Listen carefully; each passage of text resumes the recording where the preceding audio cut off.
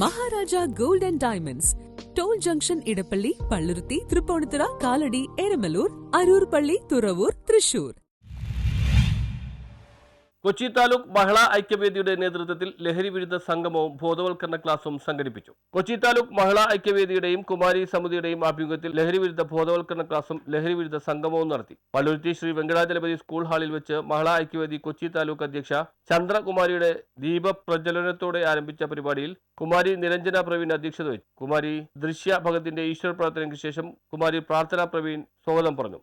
നിമ്മി നടരാജൻ ലഹരി വിരുദ്ധ ബോധവൽക്കരണ ക്ലാസ് നയിച്ചു.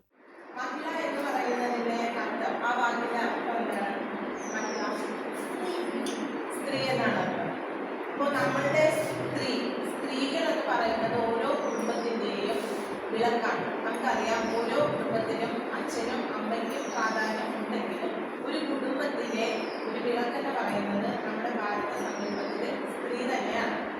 അപ്പോൾ സ്ത്രീകളാണ് നമ്മളുടെ കുടുംബത്തിലെ അകറ്റുന്ന വിളക്കായിട്ട്.